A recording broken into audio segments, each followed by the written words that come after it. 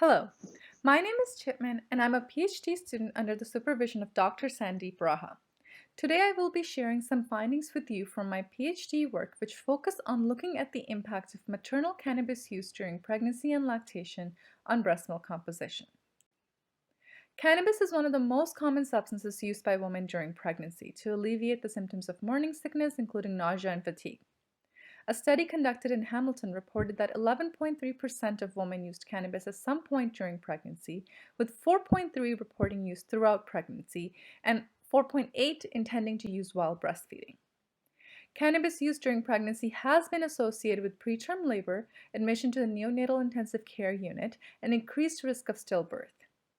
While cannabis use during pregnancy is associated with shorter duration of breastfeeding as well as lower rate of breastfeeding initiation as well.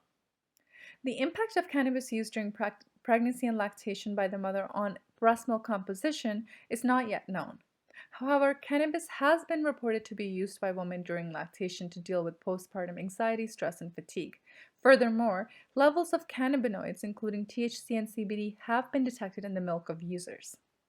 During pregnancy, the mammary gland undergoes a critical phase of remodeling that involves differentiation of mammary epithelial cells. This is a process that prepares the gland for milk production at postpartum. Differentiated mammary epithelial cells are in fact the site of milk protein production as well as lactose and lipid production, which gets secreted into the milk for infant growth and development.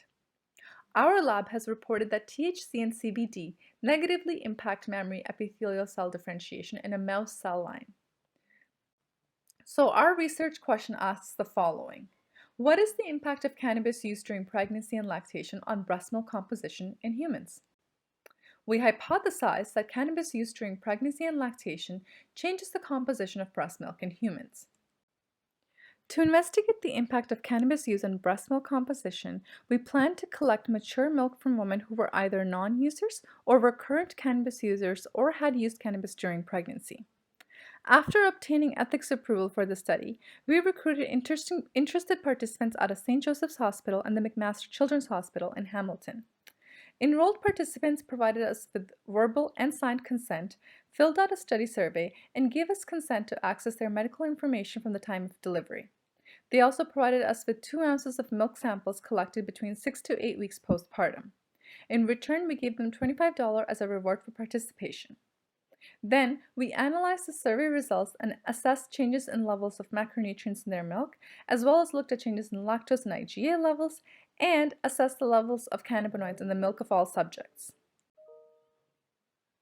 In results, we found that cannabis users on average were younger than non-users, and more of the cannabis users were single or living in common law compared to non-users among whom majority were married. But majority of cannabis users and non-users attend college or university, which indicates that all subjects were very well educated.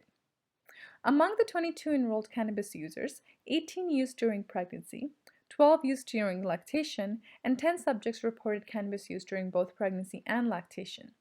Among users who consumed cannabis during pregnancy, most used in the first trimester and consumed it via smoking and used it daily, while majority of users who consumed cannabis during lactation also reported using it daily and smoking it. This is in line with findings in the literature as well. With the milk samples that were collected, we first assessed the levels of cannabinoids in the milk of non-users and users, and we looked for levels of THC, carboxy-THC, 11-hydroxy-THC, CBD, and CBN.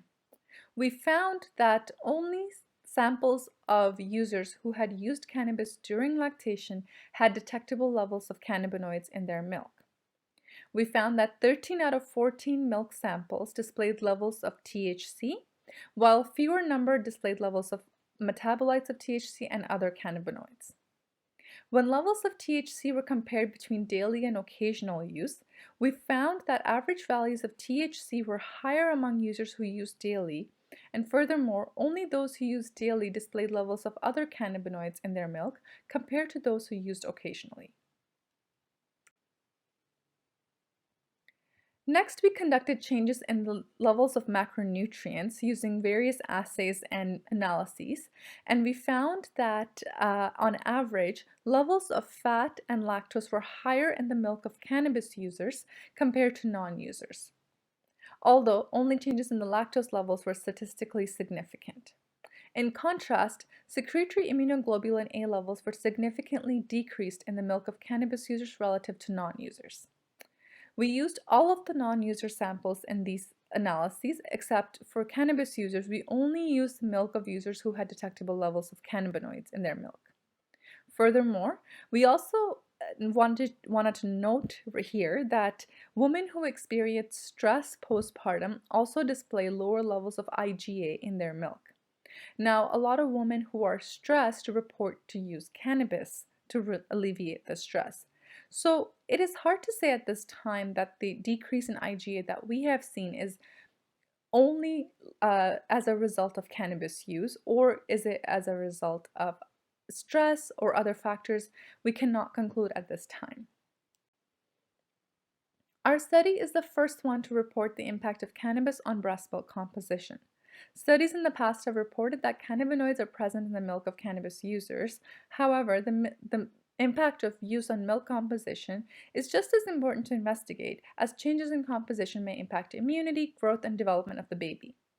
Exposure to cannabinoids through breast milk as well as exposure to altered milk may impact the infant health in later life. In the future, we would like to conduct this study with a larger cohort to obtain conclusive findings. We would also like to assess changes in the levels of key proteins and cytokines that, if changed in the milk, may impact infant development or immunity. We would also like to understand the impact of co-use of cigarettes and cannabis on milk composition due to the high likeliness of cannabis users smoking cigarettes. And we would like to assess changes in the levels of key hormones such as prolactin and cortisol to further conclude our findings. And finally, it would be nice to determine the impact of altered milk and cannabinoid exposures through milk on infant health in later life. With that, I would like to thank you all for listening, and I would like to thank the Raha Lab, especially Dr. Sandeep Raha for his guidance, as well as my committee members and the rest of my colleagues and friends. If you have any questions, please address them to my email address, josanck@mcmaster.ca, and I would love to get back to you. Thanks for listening again. Bye-bye.